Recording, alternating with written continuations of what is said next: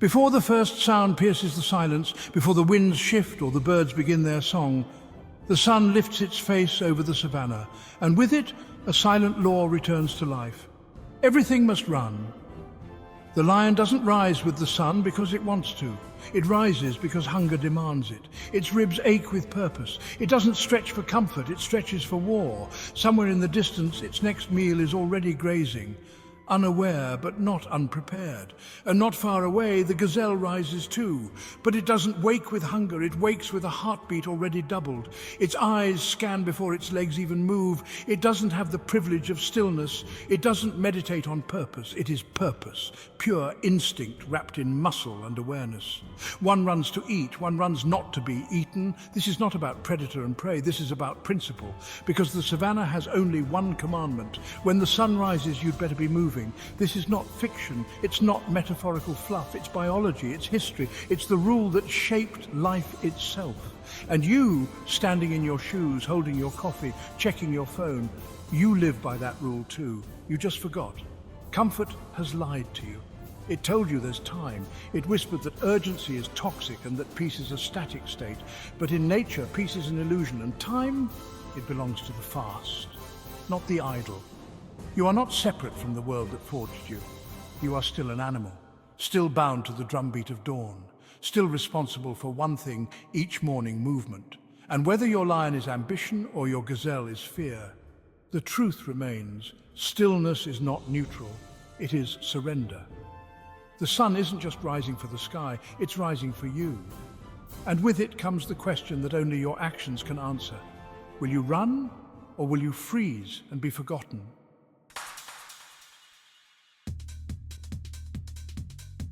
The lion doesn't ask if it's motivated. It doesn't check the weather. It doesn't scroll for inspiration quotes before it moves. It hunts because it's hungry. And in the wild, hunger is not a mindset. It's a matter of life and death. The lion's body was built for chase, but even that strength is meaningless if it hesitates. One failed hunt, it survives. Two, the pride starts to suffer. Three, the odds turn. And in the wild, the odds are brutal.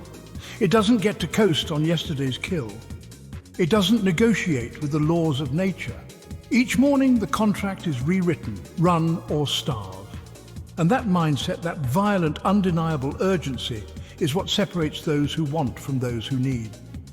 Anthony Joshua once described his mindset in the ring as an obsession, not confidence, not motivation, obsession, wanting to dominate the world like a young, hungry lion. That's not about ego. That's about survival. Because if you've ever had your back against the wall, truly had nothing left, you know that success isn't a dream. It's air. That's the level of urgency the lion brings. It doesn't attack with hope, it attacks with certainty. But here's where most people drop. Right here, they hear the roar, they feel the fire, and then they wait. They start overthinking, doubting, drowning in hesitation disguised as preparation. And that hesitation, that's the moment the prey gets away. The lion doesn't hesitate, it acts, because it's not chasing a dream, it's chasing dinner. And maybe you're not starving, not physically, but look at your goals, your vision, your mission. If you're not attacking it like your future depends on it, ask yourself why. Ask yourself if you're actually hungry or just pretending to be, because the world doesn't respond to want, it responds to urgency, and urgency is forged in discomfort. You can tell who's hungry by the way they move, the way they strip away distraction, the way they walk into chaos and say, "Good, now I have something to conquer." The lion doesn't wait for the perfect moment, it creates it. And the truth is, most people don't fail because they're weak. They fail because they never sprinted. Comfort, that's the true predator. It waits in soft chairs and long weekends. It tells you you're doing enough when you're not even close. But the lion doesn't care how tired it is. It doesn't care how long it's been chasing. It only cares about one thing. Did I eat or did I starve? And if you want to build anything that lasts, if you want to become something no one can ignore, then you have to stop waiting for the right time and start moving like it's the only time. Because in the end, you don't rise when you're ready. You rise when the hunger wakes you up.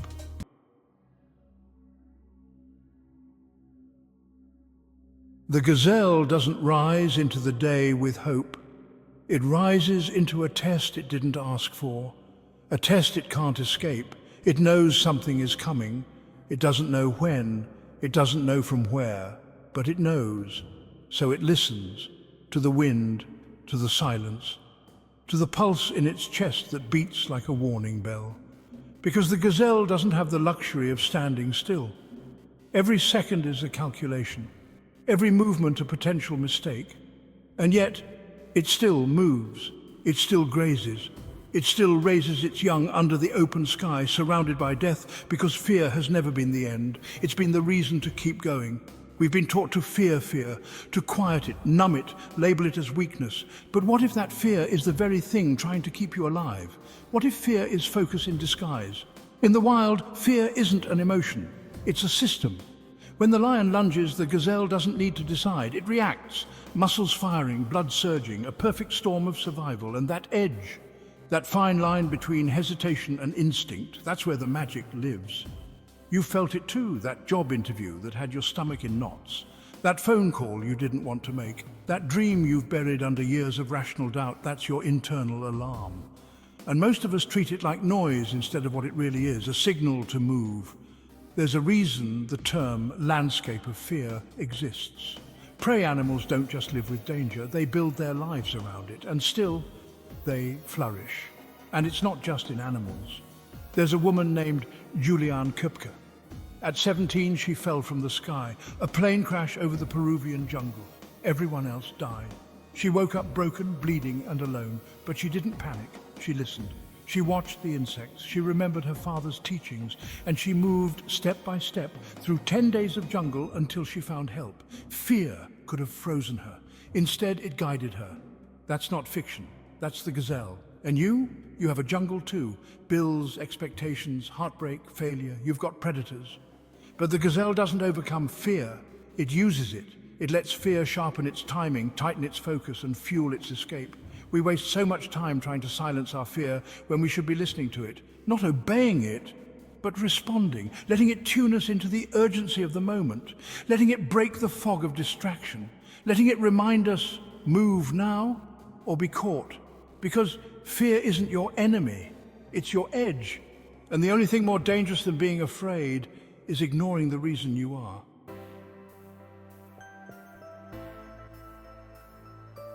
Nature doesn't care how talented you are. It doesn't care how wise, how well-meaning, or how kind.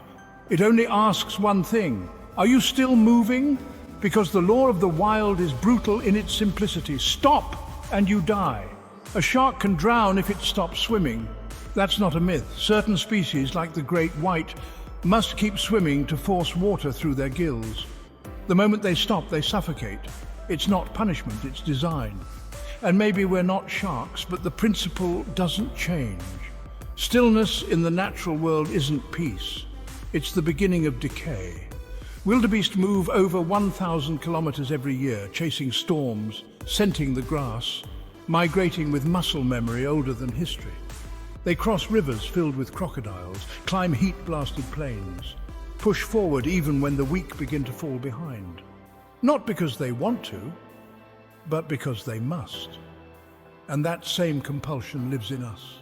That unspoken knowing that if we stop reaching, growing, adapting, we rot. We're not wired for the easy chair, we're wired for the hunt. There's a brutal truth we don't talk about enough. Evolution doesn't favor the strongest, it favors the most adaptable. That's not a quote, that's Darwin. And it's still true in every boardroom, every gym, every dream. Right now, 85% of working adults admit they're disengaged at work, not because they lack skill, but because they stopped moving, stopped learning, stopped caring. That's stagnation in real time, a slow death disguised as stability.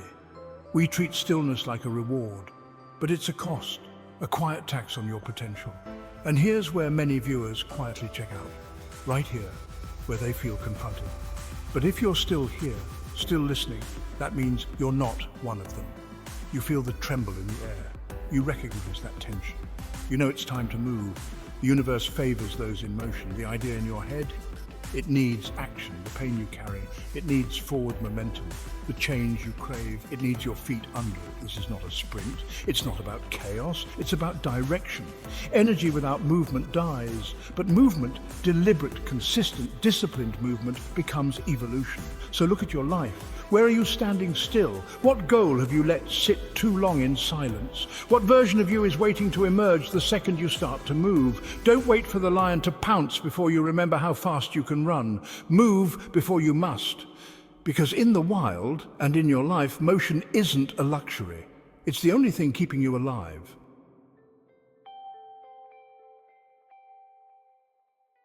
We pretend we've evolved past the wild, that we're no longer governed by instinct, that we can schedule our breakthroughs, organize our passion, spreadsheet our purpose.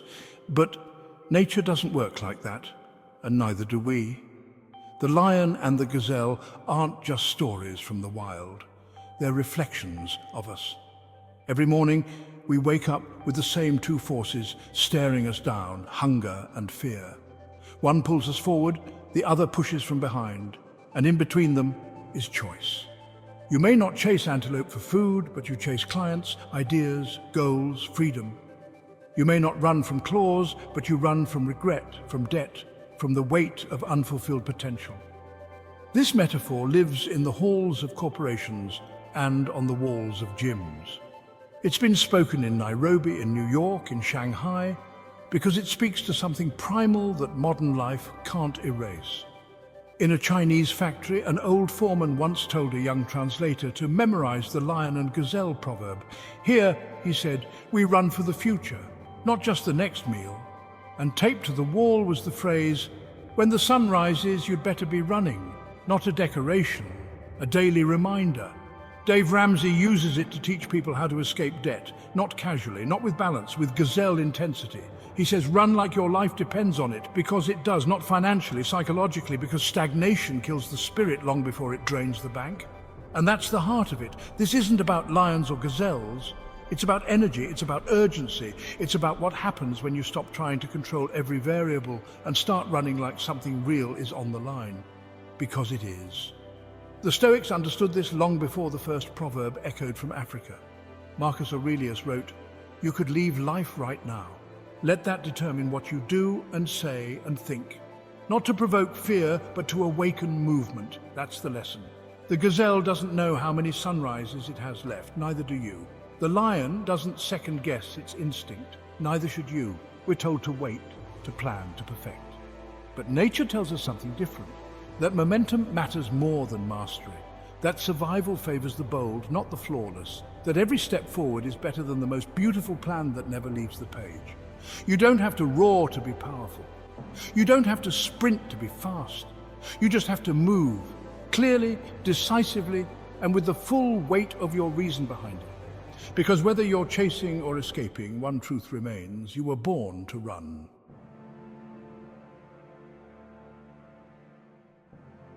The sun will rise again. Not because of you, not for you, but regardless of you. It will rise with fire in its belly and silence in its voice. It will stretch over continents, spill through windows, touch mountaintops and sidewalks, and mark the start of something that cannot be undone. Another chance, another race, another moment you can either own or ignore. Because when that light touches the edge of the horizon, everything changes again. The clock resets, the hunger returns, the fear wakes up, and the question, the only question that ever really matters, will stare you in the face. Will you move? This isn't a movie. There's no soundtrack, no montage, no narrator to guide you from moment to moment. There's only now. And that's what separates the ones who rise from the ones who retreat, the ones who move with urgency even when they're afraid, who chase with clarity even when they're tired, who build not because it's easy, but because it matters. You don't need more time, you need more truth. And the truth is, your future isn't waiting for you to be ready. It's waiting for you to start. The sun is not interested in your excuses. It's not counting how many times you failed. It doesn't care about the stories you've told yourself. It cares about motion, about whether your feet touch the floor and your heart follows. So when it rises tomorrow, and it will, you must rise with it. Don't just scroll through the day. Don't just survive it. Run with teeth, with memory, with vision. Run like something is chasing you, and something greater is waiting ahead. Run like the dream in your chest is more powerful than the fear in your throat, because it is. And if you ever doubt it, if the fog rolls in and your fire flickers, remember this. Somewhere a gazelle is running for its life. Somewhere a lion is running for its pride. And neither of them are asking permission. They're not waiting for motivation. They're not checking likes. They're not wondering if it's fair. They're moving. Because in the end, it's not about being the lion. It's not about being the gazelle. It's about being the one who runs every day, no matter what. Because when the sun rises, you'd better be running.